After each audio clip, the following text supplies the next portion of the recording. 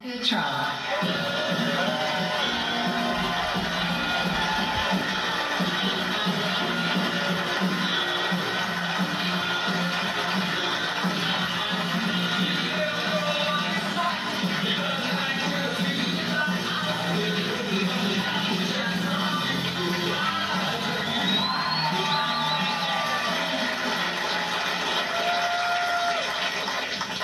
Good evening. Before I begin, I want to send a special message to everyone who's been affected by Hurricane Laura. Our hearts are with you. The President will continue to support you every step of the way. And just like Americans always do, the nation will come together to help you rebuild your homes, businesses, and communities stronger and more resilient than ever before.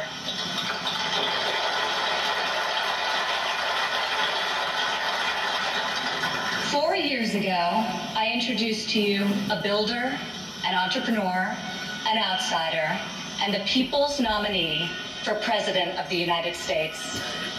Tonight, I stand before you as the proud daughter of the people's president.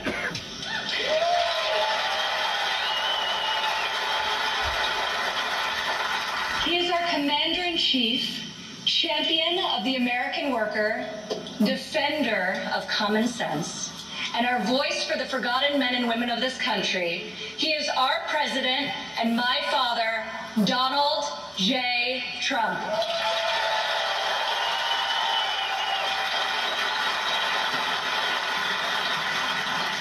This evening, I want to tell you about the leader I know and the moments I wish every American could see. I want to tell you the story of a president who is fighting for you from dawn to midnight, when the cameras have left, the microphones are off, and the decisions really count. When Jared and I moved with our 3 young children to Washington, we didn't exactly know what we were in for, but our kids loved it from the start. My son Joseph promptly built Grandpa a Lego replica of the White House. The president still displays it on the mantle in the Oval Office right over there so that he can show world leaders, just so they know he has the greatest grandchildren on earth. I agree. Over the last 4 years, we've learned a lot.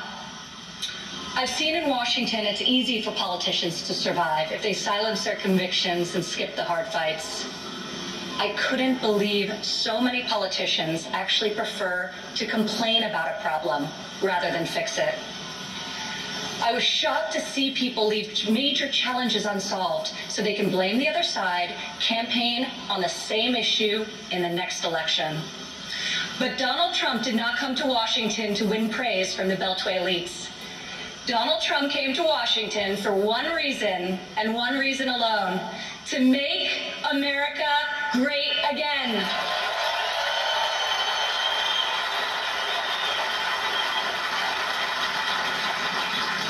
My father has strong convictions. He knows what he believes, and he says what he thinks. Whether you agree with him or not, you always know where he stands.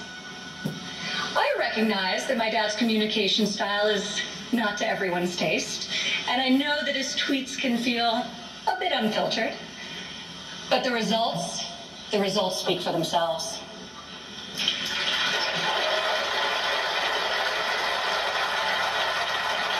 He is so unapologetic about his beliefs that he has caused me and countless Americans to take a hard look at our own convictions and ask ourselves, what do we stand for? What kind of America do we want to leave for our children? I am more certain than ever before we want a future where our kids can believe in American greatness. We want a society where every child can live in a safe community and go to a great school of their choice. We want a culture where differences of opinion and debate are encouraged, not canceled, where law enforcement is respected, where our country's rich diversity is celebrated, and where people of all backgrounds, races, genders, and creeds have the chance to achieve their God-given potential. This is the future my father is working to build each and every day.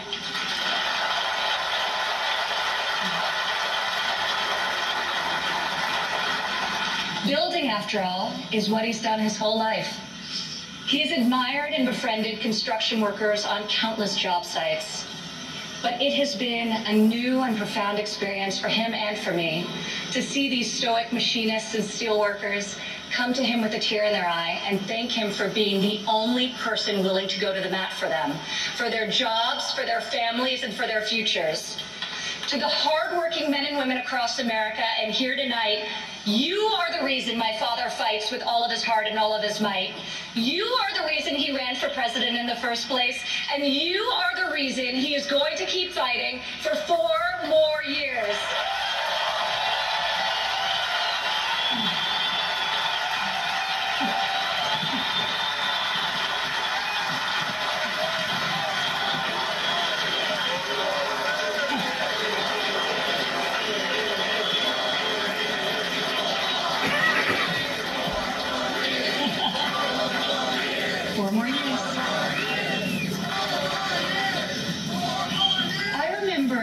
One evening in early February of 2018, we were in the Oval Office with my father's top economic advisors, and the president was pushing to keep the promise he made to renegotiate the bad trade deals that had gutted millions of middle-class jobs. Most of his advisors argued that the economy was so strong following our historic tax and regulatory cuts that it didn't make sense to risk rocking the boat. After the meeting, as I walked with my father back towards the residence, he said, "You know, the reason this has never been done before is because our leaders haven't had the guts. When the economy is good, they settle for good, and when things are bad, they don't have the will or ability, so they kick the can until it's someone else's problem." He was right. If my father didn't take on these fights, no one would. In the months that followed, President Trump refused to settle for a good deal. He wanted a great deal, and ultimately, that is exactly what we got.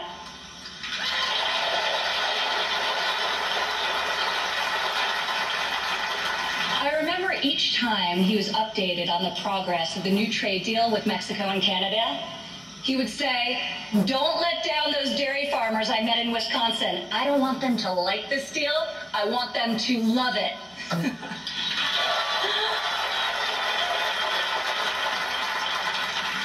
Today, in the midst of this unprecedented global pandemic, it's more clear than ever that our president was absolutely correct to take on trade when he did and bring our jobs, our factories, and our life-saving medicines back to the USA.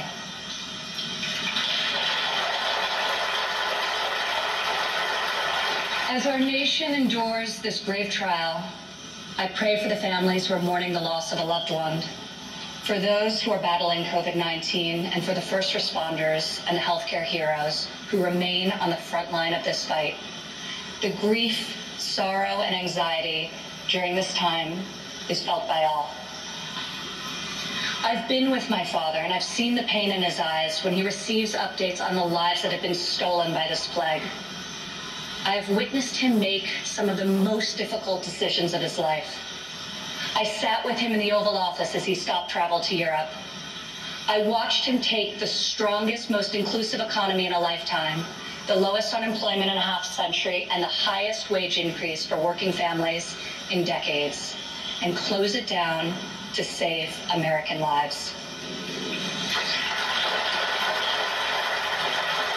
It is why our president rapidly mobilized the full force of government and the private sector to produce ventilators within weeks, to build the most robust testing system in the world, and to develop safe and effective treatments, and very, very soon a vaccine.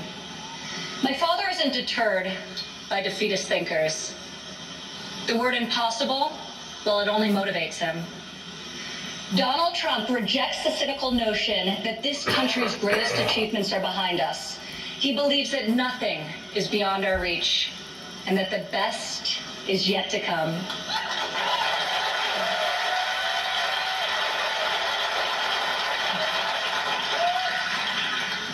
I have seen all of my life how my dad believes in the potential of each individual. Earlier this evening, we were all inspired by the incredible testimony of Alice Johnson, a great-grandmother who was sentenced to life in prison for a first-time nonviolent drug offense. I was with my father when he decided to commute Alice's life sentence. Together we watched Alice leave prison after nearly 22 years. As she ran into the arms of her family and they celebrated a joyful reunion, my father got very quiet. I could see the emotion on his face. After a long silence, he looked at me and said, "Imagine how many people there are just like Alice." From that point on, he became a voice for those who had been unfairly silenced in our prison system. President Trump rectified the disparities of the 1994 Biden crime bill that disproportionately hurt African Americans. Against all odds, he brought together Republicans and Democrats and passed the most significant criminal justice reform of our generation, and we're just getting started.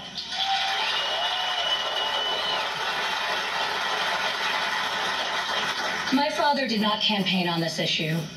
He tackled this injustice because he has a deep compassion for those who have been treated unfairly.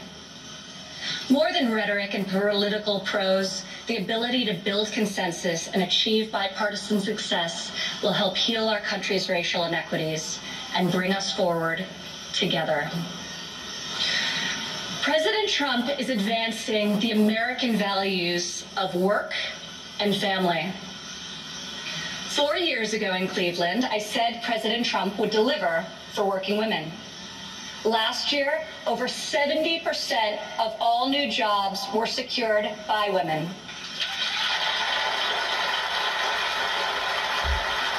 Four years ago, I told you my father would focus on making childcare affordable and accessible. In President Trump's first term, we secured the largest ever increase for childcare funding, giving more than 800,000 low-income families great childcare at a cost they can afford. As part of Republican tax cuts, in 2019 alone, our child tax credit put over $2,000 into the pockets of 40 million American families. Democrat politicians recently introduced a plan to increase the child tax credit. Yet when I was fighting less than 3 years ago at the president's direction to get Congress to double the child tax credit, not a single Democrat voted to pass the law. We got it done anyway.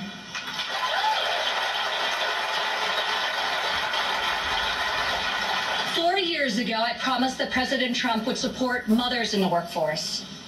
In his first year in office, he signed into law the first ever national paid leave tax credit. Today, 8 million more Americans have access to this benefit.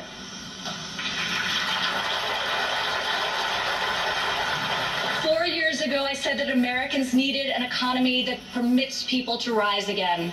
During President Trump's first 3 years in office, 72% of all new jobs went to Americans who had been outside of the workforce.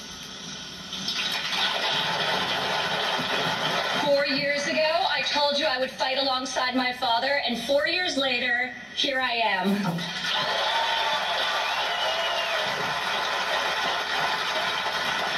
Many of the issues my father has championed are not historically Republican priorities.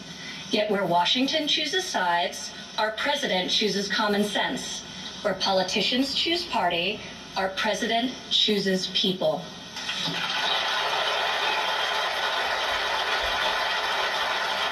Since the day he took the oath of office, I've watched my father take on the failed policies of the past and do what no leader has done before. Recently, he took dramatic action to cut the cost of prescription drugs, despite fielding angry calls from the CEOs of nearly every major pharmaceutical company. Now, when we see attack ads paid for by Big Pharma, my dad smiles and says to me, "You know, we're doing something really right if they're hitting us so hard."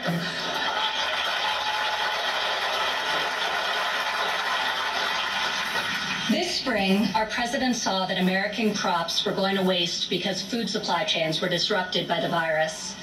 He directed Secretary Perdue and me to find a way to get this nutritious food, fresh fruit, vegetables, meat, and dairy, to families most in need. Within a matter of days, we launched the Farmers to Family Food Box program, which has now delivered over 100 million meals into the hands of American families.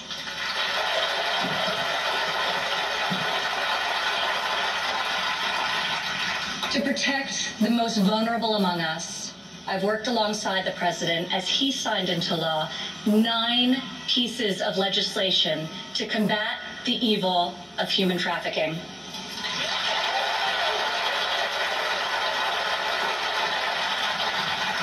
I've stood by my father's side at Dover Air Force Base as he's received our fallen heroes, and each time it has steeled his resolve to finally stop the endless foreign wars.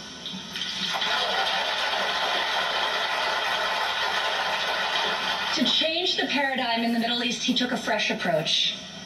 I heard foreign leaders beg him not to move the American embassy to Jerusalem, yet he delivered on a promise also made and unfulfilled by past presidents because my father knew that it was the right thing to do.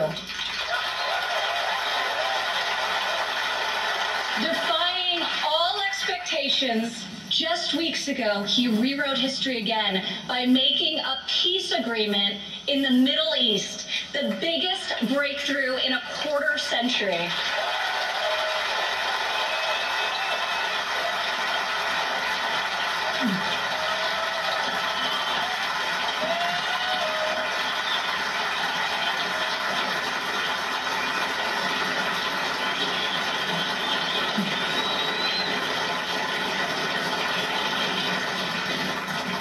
For the first time in a long time, we have a president who has called out Washington's hypocrisy, and they hate him for it.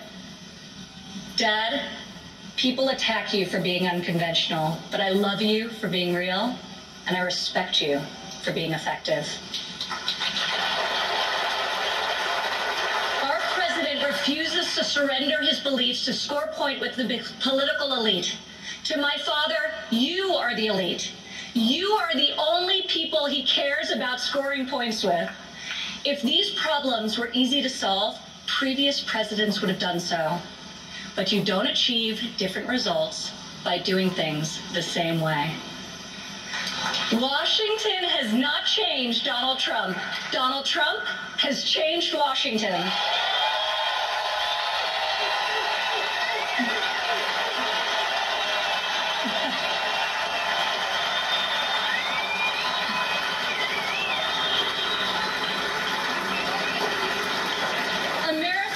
Need another empty vessel who will do whatever the media and the fringe of his party demands. Now more than ever, America needs 4 more years of a warrior in the White House.